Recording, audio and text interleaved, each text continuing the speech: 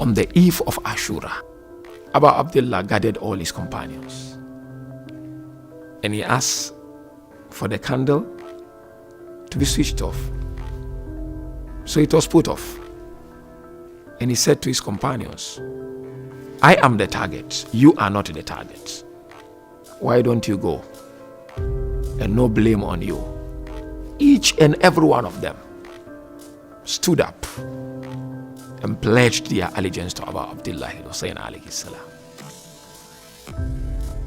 As the sun dawned on what is known as the day of Ashura, Husayn and his brave army of 72 prepared to make their final stand of honour and dignity against an army of thousands.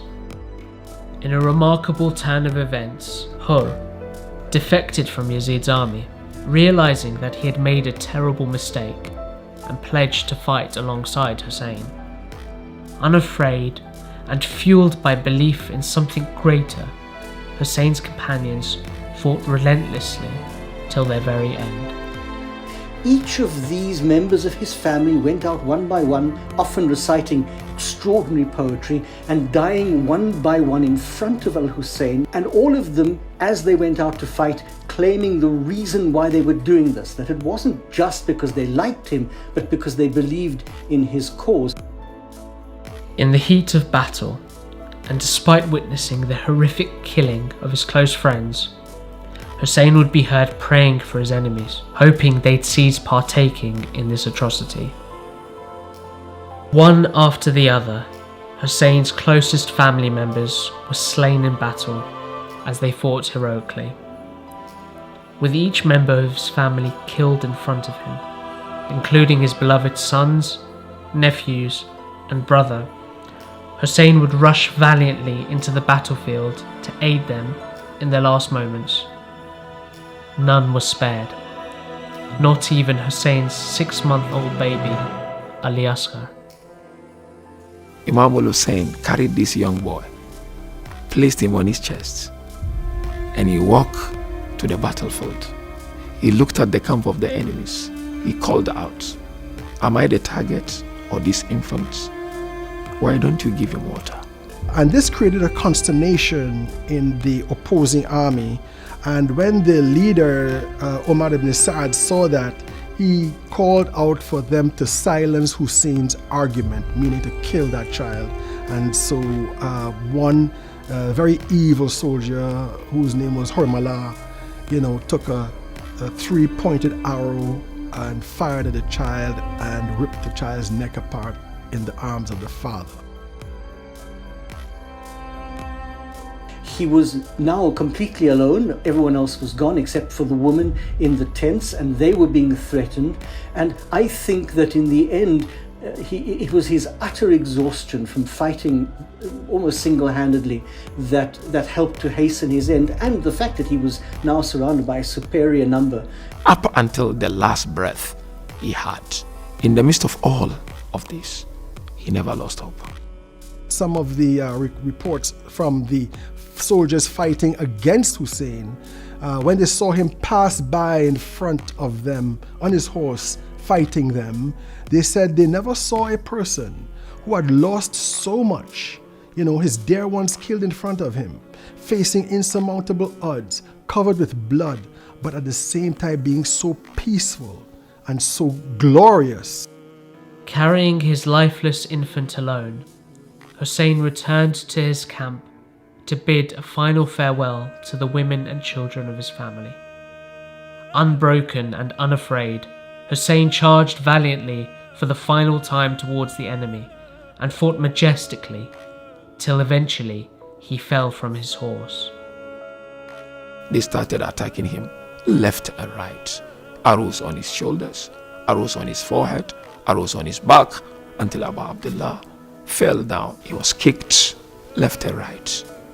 And eventually, Shimmer sat on his chest. Covered in bloody wounds, thirsty from the dry desert heat, and with no one left to help him, Husayn was mercilessly beheaded.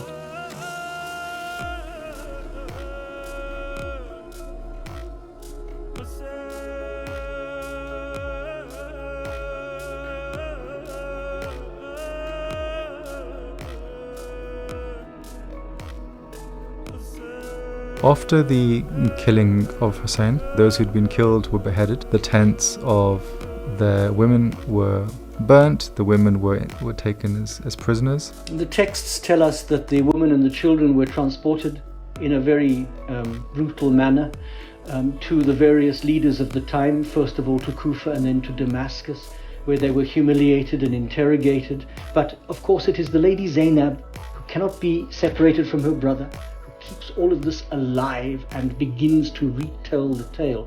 And so it's a terrible time, and it's the beginning of something absolutely wonderful.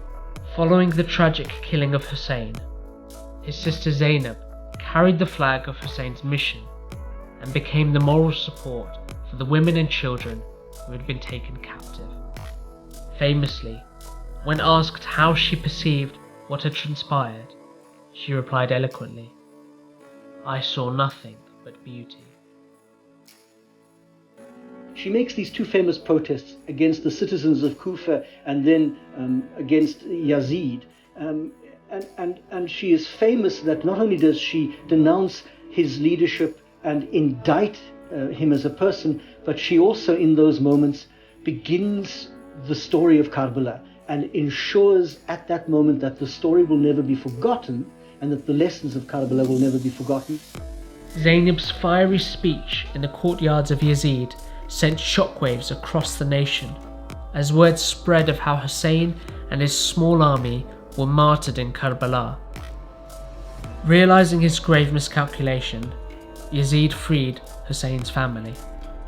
Zainab, alongside Husayn's last remaining son, Ali Zain al-Abidin, began to tell people of what happened in Karbala. This triggered a series of uprisings which eventually led to Yazid's rule being dismantled. For a number of people, the commemoration of Husayn is also about this quest for justice and goodness in the world. And so the recounting of the story of what happened is then connected with accounts of oppression, of tragedy, and of brutality in the world that we have, and a hope and desire for something better. The story of Husayn has been remembered through generations every year as a source of empowerment in the fight for moral justice. How Husayn and his army of 72 were victorious against a tyrannical enemy through sacrificing their lives. 1300 years later, millions of people from all backgrounds flocked to pay tribute to Husayn at his shrine in Iraq. Every time we stand up to fight and we are prepared to sacrifice everything for truth, we are like Husayn. The reason why people can aspire to be like Husayn is because he transcends religious borders and political borders. Justice is a human thing. All human beings, even non-religious human beings, are bound by justice. The revolution continues. We have to create now a Hussaini society, which is a society of justice and a society of brave people, who are not afraid of fighting for truth.